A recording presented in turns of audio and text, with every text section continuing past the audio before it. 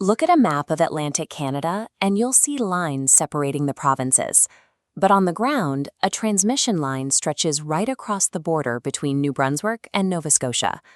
On one side of that line, a utility planner calculates the cost of new generation to meet peak demand. They are working within the constraints of a traditional financial ledger. On the other side, a community watches its water bill rise, while the local watershed breathes slower each year. No system was ever designed to see these two realities together. The planner's ledger and the community's weight exist in total isolation from one another. This chart shows the percentage of after-tax income spent on power across the region. A median Atlantic Canadian household spends 12% of its income on energy, the highest burden in the country. The regional infrastructure is reaching its limit. The refurbishment of the Mactaquac Dam has doubled in cost, reaching an estimated $9 billion. This creates a systemic bottleneck. Prince Edward Island is already planning for rotating outages, while offshore wind projects in Nova Scotia sit idle, waiting for transmission capacity that does not exist. The Atlantic Energy Collective, a consensus of 30 organizations, knows that regional collaboration is the only way to access the federal capital needed for decarbonization. But traditional utility models cannot account for the diverse priorities of Indigenous communities, researchers, and developers. The capital we need to build the future is actually trapped inside the human and ecological costs we are already paying. To release it, we have to create a new way to measure the variables missing from the spreadsheet. We can release that trapped value by accounting for the hidden weight, a measurement of systemic friction calculated in years of life lost. This chart translates societal friction into life expectancy. A worker whose time is stolen loses 2.7 years of life. A caregiver whose work is erased loses 1.8 years. The math extends to the environment as well. A community whose watershed is depleted loses 4.1 years of life. When we aggregate every stolen hour, erased care, and depleted watershed, we find a global sum of $590 trillion in hidden compounding debt. This debt is already being spent. It's just not being seen. It sits on the ledgers of major utilities and hyperscalers in the form of deferred maintenance and stranded capital. These institutions are the primary source for correcting the record.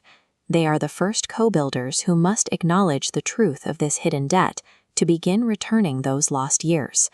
The sovereign engine serves as a protocol of witness to make this invisible debt visible. This protocol shifts the focus from systems built for the public to an infrastructure co-built with sovereign communities.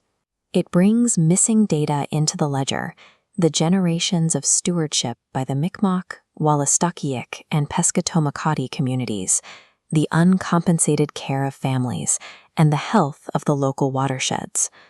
The protocol takes isolated utility ledgers and merges them with community ledgers of ecological and human health, creating a single, unified loop.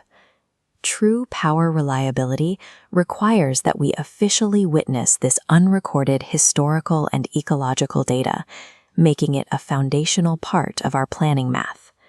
When these ledgers meet, the traditional zero-sum nature of the energy economy breaks. It allows the 1% to compound while the 99% rise. This accounting change funds the utility's deferred maintenance. Stranded corporate capital is unlocked and transformed into a state of continuous flow. At the same time, the workers' stolen time returns, compounding consumer debt releases, and invisible labor is finally given a formal value.